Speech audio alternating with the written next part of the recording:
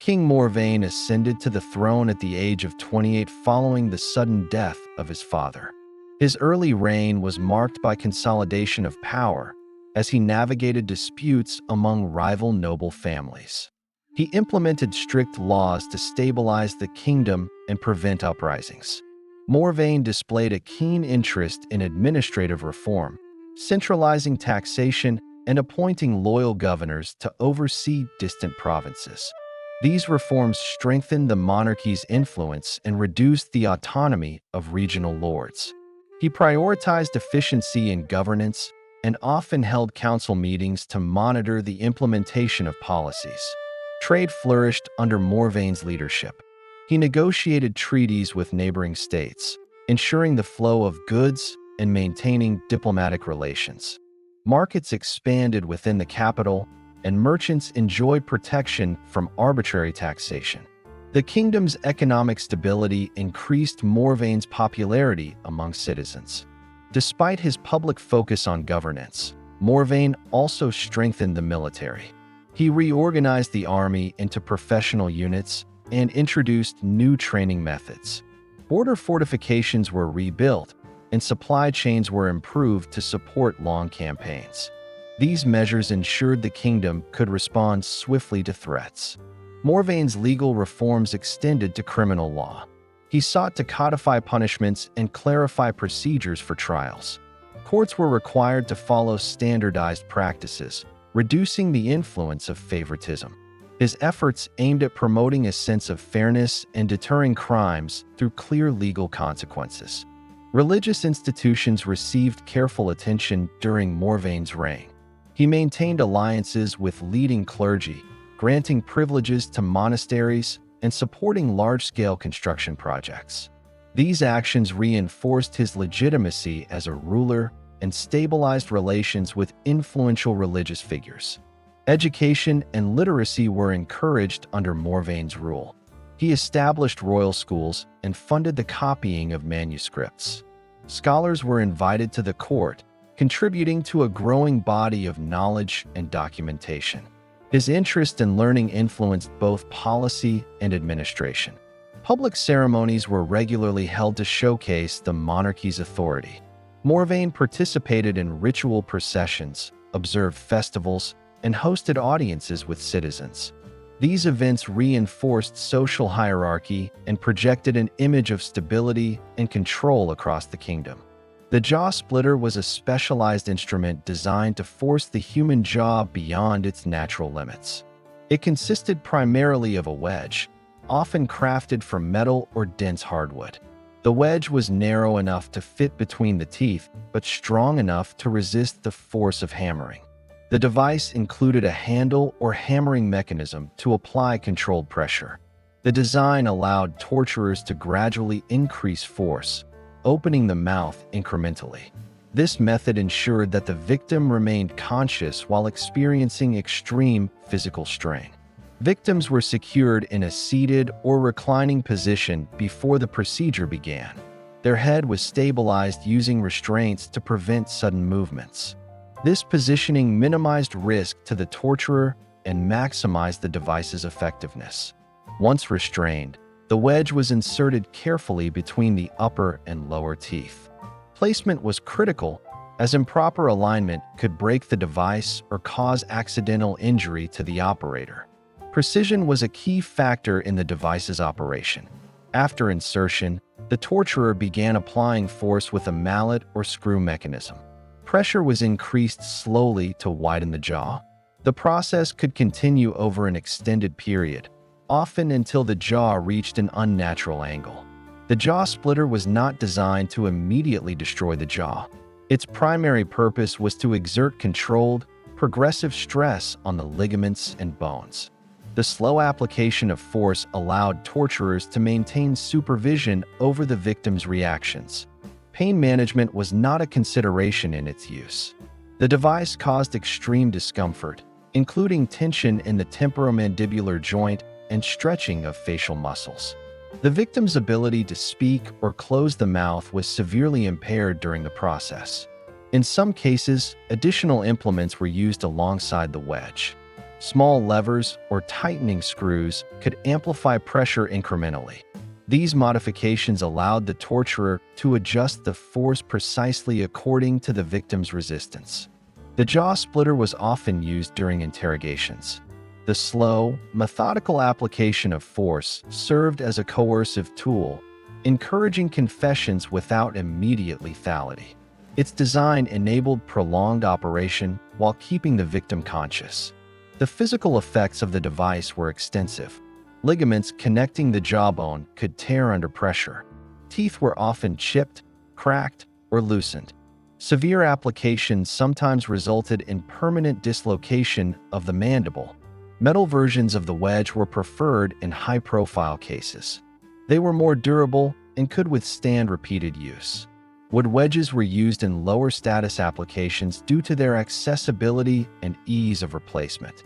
Victims subjected to the jaw splitter often experienced secondary injuries. The extreme strain could cause swelling, bleeding of the gums, and damage to the temporomandibular joint. Infections were common if dental or oral injuries were sustained. Torturers relied on careful monitoring during the procedure. Observing facial expressions and involuntary reactions allowed the operator to gauge the correct amount of force. Too little pressure rendered the device ineffective, while too much could cause uncontrolled injury. Historical records indicate that the jaw splitter was employed in both judicial and political contexts. It was applied to those accused of false testimony or betrayal. Its reputation as a coercive instrument reinforced compliance in legal proceedings. Safety for the operator was an important consideration. The device's components were designed to prevent slippage. Restraining mechanisms minimized sudden movements that could endanger the torturer during hammering. The device's dimensions varied according to the victim. Wider jaws required larger wedges, while smaller wedges were sufficient for minor applications. Customization allowed consistent operation across different individuals. Torturers were trained in the instrument's mechanics. Understanding leverage, jaw anatomy, and resistance levels was essential. Improper use could lead to ineffective results or unintended fractures. The wedge was typically smoothed and treated to reduce splintering or deformation. Metal wedges were polished to reduce friction and prevent damage to the teeth. Wooden wedges were sometimes hardened through heating or soaking in resins. The jaw splitters used required meticulous preparation. Victims' mouths were often examined before insertion to identify dental vulnerabilities. This allowed operators to maximize pressure without prematurely breaking the device. Throughout its operation, the device produced audible sounds.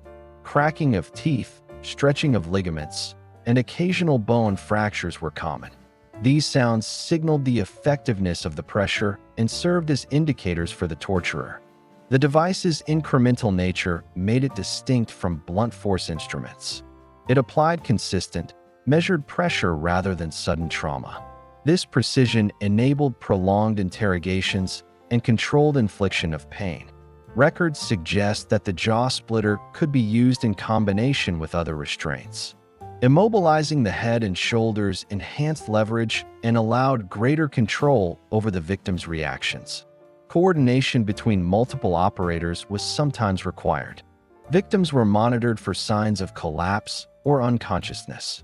The procedure could be paused and resumed, allowing torturers to extend its psychological impact. This incremental approach maximized compliance during interrogations.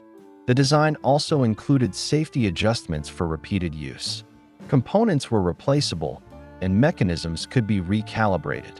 This allowed consistent operation across different sessions without compromising effectiveness. The jaw splitter exemplified precision in medieval torture. Its function relied on anatomical knowledge, careful construction, and controlled application. The method was as much about sustained pressure as it was about immediate damage. Victims subjected to the device often required long-term care if they survived. Jaw misalignment, chronic pain, and dental issues persisted after the procedure. Documentation indicates that recovery could take months and was often incomplete.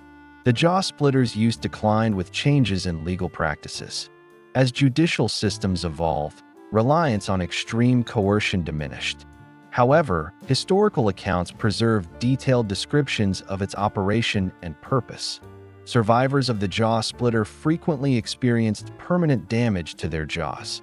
Ligaments and muscles often remained stretched or torn, resulting in limited mobility. Many victims were unable to fully close their mouths even months after the procedure. Dental trauma was a common consequence. Teeth were frequently cracked, loosened, or completely dislodged. The injuries often required extended care, though medieval medical practices were limited and sometimes exacerbated complications. Secondary infections were a frequent outcome. Open wounds in the gums or oral cavity were susceptible to bacterial infection. Without effective antiseptics, these infections could become life-threatening. Chronic pain often persisted long after the torture. Victims reported headaches, facial pain, and difficulty chewing. The prolonged discomfort affected daily life and could hinder speech and nutrition. Psychological effects were also significant. Witnessing or experiencing the jaw splitter created lasting trauma. Victims could develop heightened anxiety, fear of authority, and distrust in judicial systems. In historical records, the jaw splitter was documented as both a punitive and coercive instrument. Its use was often reserved for high-stakes interrogations, where confessions were sought from political or legal prisoners. The device served as a deterrent.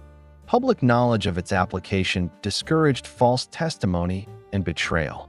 The fear of enduring such a procedure influenced behavior and reinforced authority. Not all victims survived prolonged use.